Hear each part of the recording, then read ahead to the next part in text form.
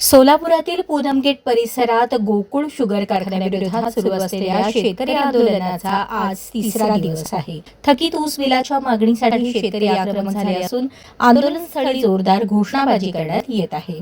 जोपर्यंत ऊसाचे पैसे मिळत नाहीत तोपर्यंत आंदोलन सुरूच राहणार असा इशारा आंदोलक शेतकऱ्यांनी दिला आहे.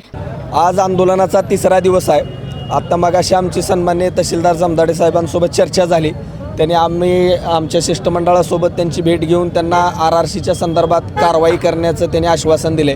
आता त्यांचं म्हणणं प्रशासनाची प्रोसिजर हेल्दी आहे किंवा आता RRCची नोटीस काढलेली आहे तर आम्ही कारखानदाराला नोटीस देणार, त्याचं उत्तर मागणार. मग आता या प्रोसिजरला उशीर होणार. ते म्हणले किंवा तुम्ही आंदोलन आकडता घ्या, आम्ही होता होईल तेवढं तुमच्या खात्यावर पैसे टाकण्याचा प्रयत्न करू. पण आम्ही त्यांना स्पष्ट शब्दात सांगितलं आहे किंवा आम्ही गावाकडे जाऊन काय करणार आहे. जोपर्यंत आमचे पैसे मिळत नाहीत तोपर्यंत आम्ही जागचं हलणार नाही. ही काळ्या दगडावरची रेघा.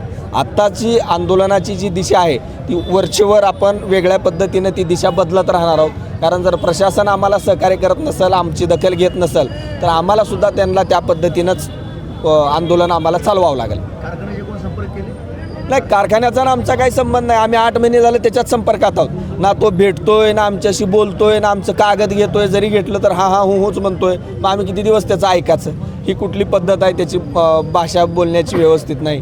त्याच्यामुळं आम्ही त्याच्याशी संपर्क करण्याचं सोडून दिले. आता आमचा लढा प्रशासनासोबत आहे, सन्माननीय जिल्हाधिकाऱ्यांसोबत आहे. जिल्हाधिकाऱ्यांनी योग्य ती कारवाई करावी आणि आमच्या कष्टाचा पैसा आम्हाला परत द्यावा, एवढंच आमचं म्हणणं आहे. मी तहसीलदार साहेबांना सांगितलं की बाबा 3 दिवसापासून आमचे इथं आंदोलक आहेत आणि प्रशासन म्हणून ते कसलीच व्यवस्था इथं नाही. आम्हाला सकाळी आम्ही मंडपाची परवानगी मागितलं तर आम्हाला कागद मागितले ह्याची. आता काय 40 गावच्या शेतकऱ्याचा 7 लिहून देऊ काय ह्याला कागद म्हणून? यांनी म्हटलं यांचे पैसे भरा, फीस भरा. आता हे काय निवडणुकीचा मंडप नाही. शेतकरी आम्ही रुपया गोळा करून इथं रोजचा दिवस ढकलतोय. ह्याला कुठले पैसे द्यायचे? आम्ही काढायचं असलं तर मी काढून म्हणलं आम्ही त्याला.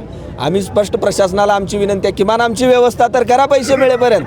आमच्या सकाळच्या नैसर्गिक विधीची व्यवस्था करा. नाही तर आम्ही तहसीलदार साहेबांना आज स्पष्ट शब्दात सांगितले, तुम्ही जर आमची व्यवस्था नाही केली तर उद्यापासून आमचा कार्यक्रम रस्त्यावरच चालू होईल. सकाळी उठल्यावर आमची काय नैसर्गिक विधी रोखू शकणार नाही. एवढे लोक करणार काय आम्ही त्याला? पिण्याचं पाणी, औषध आणि आमच्या नैसर्गिक विधीची व्यवस्था प्रशासनानं करावी. परिसरात पोलीस बंदोबस्त वाढवण्यात आला असून प्रशासनाकडून तोडगा काढण्याचे प्रयत्न सुरू आहेत.